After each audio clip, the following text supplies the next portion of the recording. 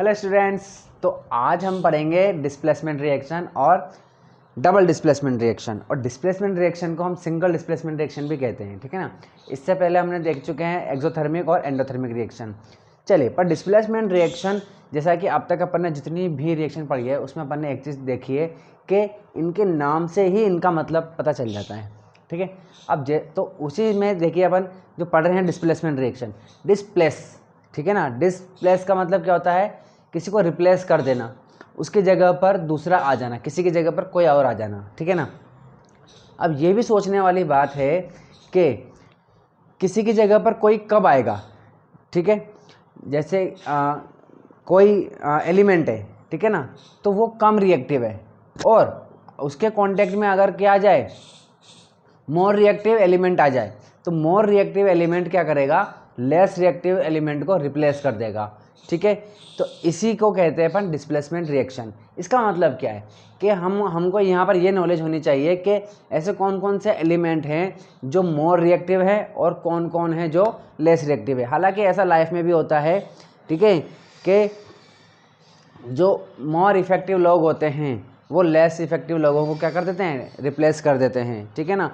कई हर जगह पर ऐसा होता है, जॉब्स में भी होता है, रिश्तों में भी ऐसा होता है, ठीक है ना।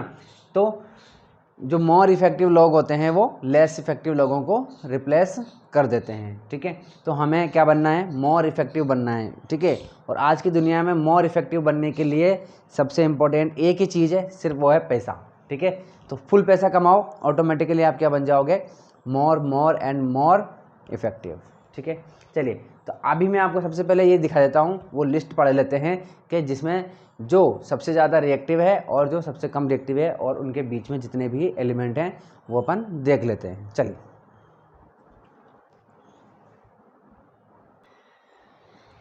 हाँ जी भाई, तो ये रही हमारी रिएक्टिविटी सीरीज़, ठीक है। तो इसमें हमें देखना है कि जो ऊपर ही ऊपर है, ठीक है, जो ऊपर ही ऊपर है वो सबसे ज़्यादा रिएक्टिव है, उसके नीचे उससे कम रिएक्टिव है, उससे नीचे उससे कम रिएक्टिव, उससे नीचे उससे कम रिएक्टिव, कम कम कम कम और सबसे कम रिएक्टिव ये है गोल्ड। बात समझ में आ रही है आप लोगों के?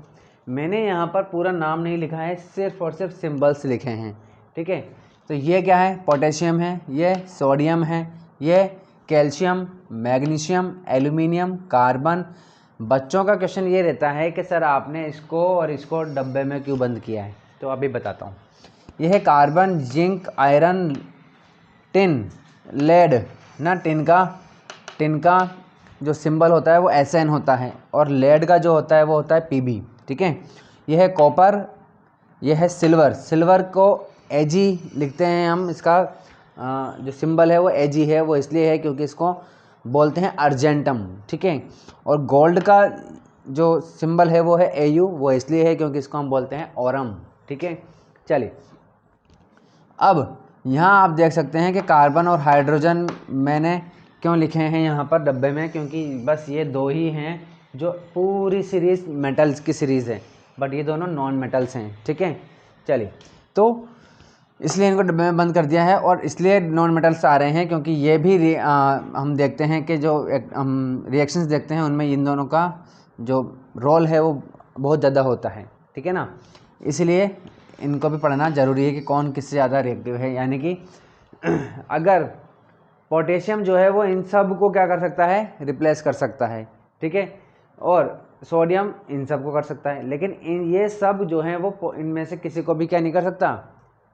नीचे वाले, जैसे कि अगर मैं आयरन की बोलूँ तो आयरन जो है इससे ऊपर वालों को किसी को भी क्या नहीं कर सकता? रिप्लेस नहीं कर सकता है। बात समझ में आ गई? चलिए, इस तरीके से हमें दिख रहा है कि जो गोल्ड है वो गोल्ड सिल्वर जो है वो सबसे कम रिएक्टिव हैं, सबसे कम रिएक्टिव हैं। इसका क्या मतलब है? इसका मतलब ये है कि जैसे कि अगर पहले आप इसको समझो, जैसे कि पोटेशियम है और सोडियम है, ये क्या है? ये सबसे ज़्यादा रिएक्टिव है। सबसे ज़्यादा रिएक्टिव होने का मतलब क्या है? सबसे ज़्यादा रिएक्टिव होने का मतलब ये है कि अगर इनको हमने एटमॉस्फेयर में ऐसे ही छोड़ दिया तो भी ये रिएक्ट कर लेते हैं, रिएक्शन कर लेते हैं, ऑक्सीजन से रिएक्शन कर लेते हैं, ठीक है ना। मॉइस्चर से, एटमॉस्फेयर में जो मॉइस्चर है उससे रिएक्ट कर लेते हैं, रिएक्ट करके ये कुछ और बन जाते हैं। और दूसरी दिक्कत ये भी है कि ये इतने ज़्यादा रिएक्टिव है, इनकी स्पीड इतनी ज़्यादा है कि अगर इनके ऊपर गलती से पानी गिर गया या ये पानी में गिर गए तो एक इतनी जल्दी से रिएक्टिव करते हैं, ये स्पीड इतनी तेज़ होती है कि उस स्पीड की वजह से ही आग लग जाती है, ये ब्लास्ट कर जाते हैं, ठीक है ना। तो इतने ज़्यादा रिएक्टिव होते हैं, बहुत ज़्यादा, ठीक है।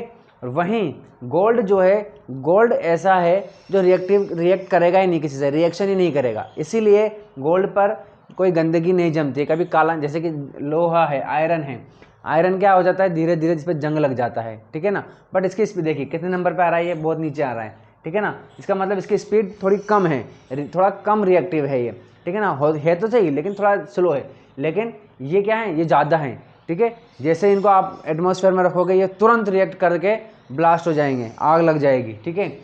वैसे ही आयरन भी रिएक्ट करता है लेकिन स्लो करता है, ठीक है ना, कुछ टाइम में करेगा, कुछ महीनों में इस पर जंग लगेगा, ठीक है। लेकिन गोल्ड पर कभी भी जंग नहीं लगेगा। सिल्वर भी काली पड़ जाती है लेकिन बहुत टाइम बाद, सालों में होता है इसका काम, ठीक है ना। तो ये भी क्या है, बहुत कम रिएक्टिव है, यानी कि जो एटमॉस्फेयर में ऑक्सीजन है, मॉइस्चर है, उनसे ये बहुत स्लोली क्या करते हैं, रिएक्ट करते हैं, ठीक है। चलिए, मेरे ख्याल से आपको समझ में आ गया होगा। और ये जो मैंने साइड में क्या लिखा है भाई, ये है इनको याद करने की ट्रिक, ठीक है। तो देखिए, पोटेशियम बोलते हैं इसको, इसलिए पोटेशियम पी से स्टार्ट होता है, इसलिए हमने प्लीज़। ये सोडियम बोलते हैं इसको, इसलिए एस से स्टॉप, ठीक है। कैल्शियम है ये तो कॉलिंग, मैग्नीशियम है तो मी, एल्यूमिनियम है तो ए, सी है तो यानी कि कार्बन है तो केयरलेस, जेब्रा, आयरन है आई है इसलिए इंस्टेड, ये टिन है इसलिए ट्राई, ये लेड है लर्निंग, हाइड्रोजन है इसलिए हाउ, कॉपर सेव्स गोल्ड, यानी कि stop, please stop calling me a careless zebra, instead try learning how copper saves gold, ठीक है ना। तो अगर आप इसको याद रख लेंगे तो आपको ये सारी रिएक्टिविटी सीरीज़ याद हो जाएगी, ठीक है। चलिए अब इसको कर देते हैं अपन साइड में और पढ़ते हैं अपन डिस्प्लेसमेंट रिएक्शन, ठीक है। डिस्प्लेसमेंट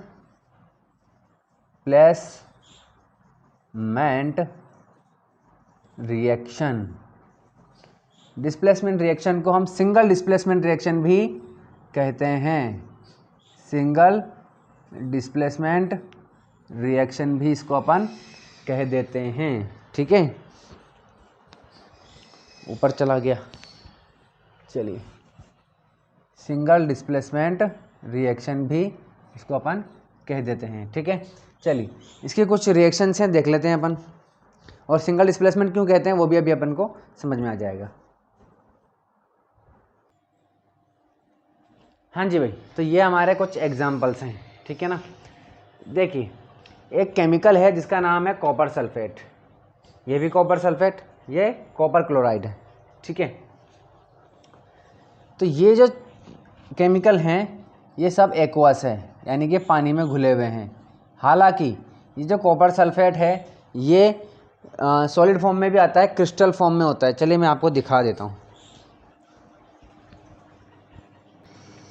देखिए, ये है कॉपर सल्फेट, मेरे हाथ में है कॉपर सल्फेट, ब्लू कलर का होता है ये।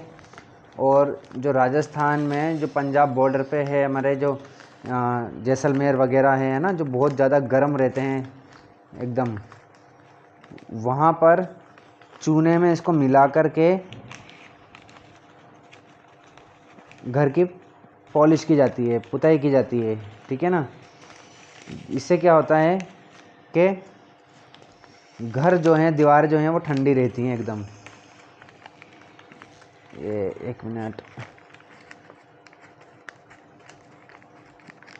ये देखिए, अगर आपको दिख रहा हो तो, दिख रहा है, ये देखिए, ये क्रिस्टल्स हैं, ये जैसे क्रिस्टल मतलब जैसे दाने होते हैं, शक्कर के दाने या नमक के दाने, ठीक है ना, वैसे हैं ये, ठीक है, ब्लू ब्लू से।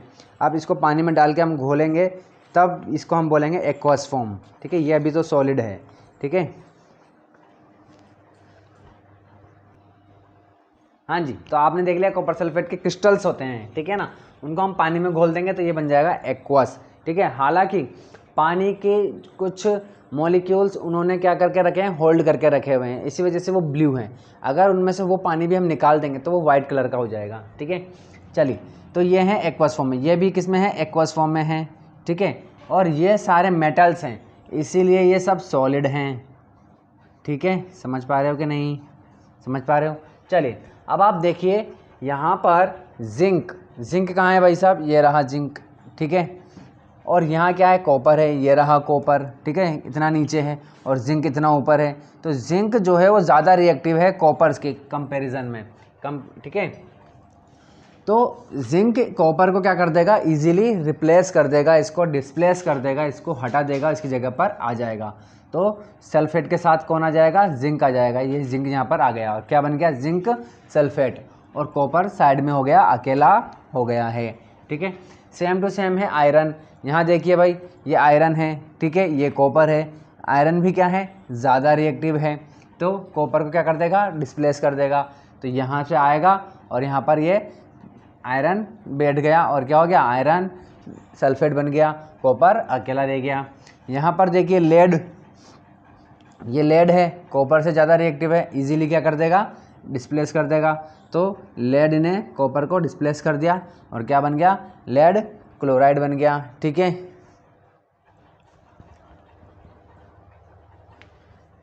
चलिए, और कॉपर क्या हो गया, यहाँ पर भी अकेला हो गया।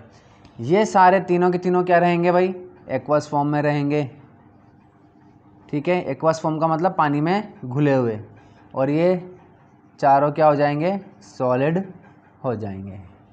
समझ में आ गई बात। इस तरीके से अपन, अच्छा सिंगल डिस्प्लेसमेंट क्यों बोल रहे हैं इसको, क्योंकि देखिए यहाँ पर सिर्फ एक ही एलिमेंट जो है वो डिस्प्लेस हो रहा है, एक ही एलिमेंट डिस्प्लेस कर रहा है और एक ही एलिमेंट डिस्प्लेस हो रहा है, ठीक है। इसीलिए इसको हम सिंगल डिस्प्लेसमेंट रिएक्शन कहते हैं।